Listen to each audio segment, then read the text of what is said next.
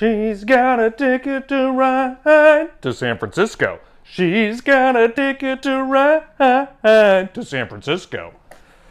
That's what I will be singing. Ooh, look at this. There's a lot of fun stuff in here. I used to live in San Francisco. I lived there for a while after college, and I loved it. A book about San Francisco? I don't need you, Lonely Planet. I lived San Francisco. I know everything about the city. I know all the spots you could never dream of being cool enough to know. Ticket to Ride, obviously a very classic game. So classic, in fact, that many people don't call it Ticket to Ride. They simply call it the train game. Hey, you want to play the train game? I'd love to play the train game. This is just synonymous with trains, you know? I would much rather play a game about trains than ride on a train. Have you seen how crazy expensive trains are these days? It's nuts. Trains are charging just as much as airplanes to use them right now. I don't get it. It makes me want to email Amtrak and be like, what do you think you're offering, okay? Because I'm not going to add 17 hours to my trip just for views of cows. So yeah, this is the classic game about building train routes, but this one is cable cars in San Francisco. See, I lived in I was a poor, 23-year-old, so I lived down here off of the map where, it was cheaper to live, so I wasn't even cool enough to make it into living in these neighborhoods. Oh, you ever lived off of ramen for 3 years? 'Cause I did. Oh, San Francisco's expensive. Kites. Also, kites also known as a smoke signal for pedophiles. What's on the other end of that kite? Probably a child. We're just alerting all of the creeps out there where they can find the children. This game's not about that at all. I've made it weird right out of the gate. I made it weird right away. This is a real-time game where you are flipping over these colored hourglasses of sand and trying to fulfill challenges on cards and stuff like that, but you're trying to do it in very quick, real time. So, ooh, look at that. See, look at all these pretty color sands. Oh, that's why you're playing this game, because you like pretty colored sand. I gotta tell you, I'd never done sand art until Origins Game Fair. Danny Standring had me do sand art with her, and it's quite relaxing. It was much more enjoyable than I expected. So yeah, just cards and fun hourglass colors, I'm going to play blue because I'm going to always play blue, but you can't just play one. You got to play all of them, all right? If you're only doing one color, you're definitely losing this game.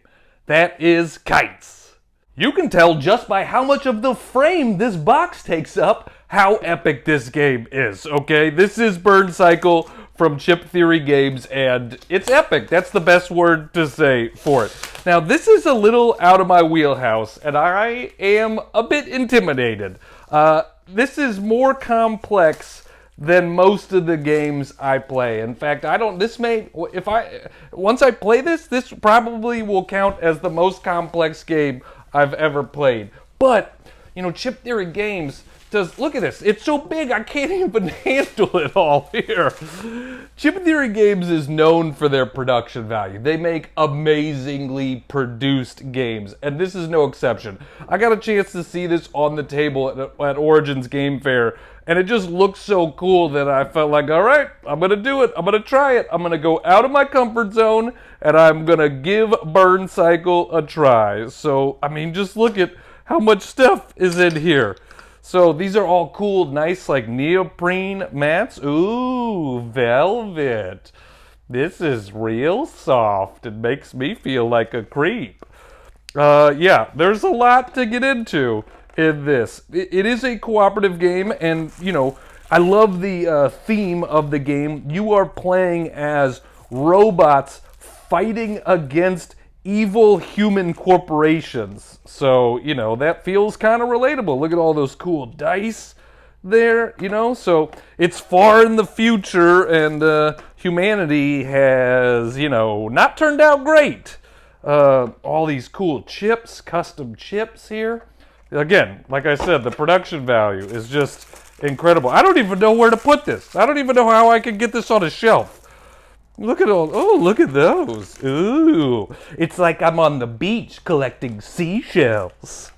I'm always excited to get a package from Grandpa Beck's Games because their package game is on point. It is unparalleled. As soon as we open this up, I guarantee you there's going to be some fun goodies in addition to the game, all right? Let's see what's in here. See, I told you. Look, that's the game, and then all of this other stuff is just fun, nice things. We got apple cider. I actually legit love apple cider. I would take apple cider over hot chocolate any day. You hear that, hot chocolate? I'm throwing hands over here. We got Pop Rocks, also known as Dragon's Breath. We got Fire Hot Candies, all in service of the theme of this dragon game right here. You know, look at this. We even got a nice little notepad here. You know, I got thoughts all the time. I got thoughts to write down, and they're letting me do that.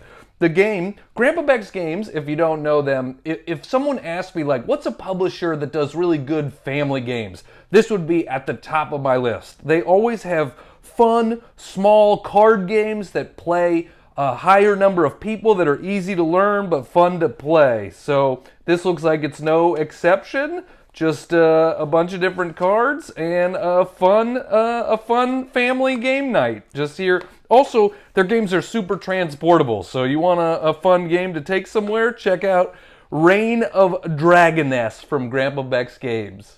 I got into games originally as a kid through Magic the Gathering, but as an adult, I don't have the money or time or commitment to continue playing Magic the Gathering. So I'm always looking for games that can kind of do the same thing and take the place a little bit, but without being such a commitment. And Riftforce, I've heard, is a really good one like that.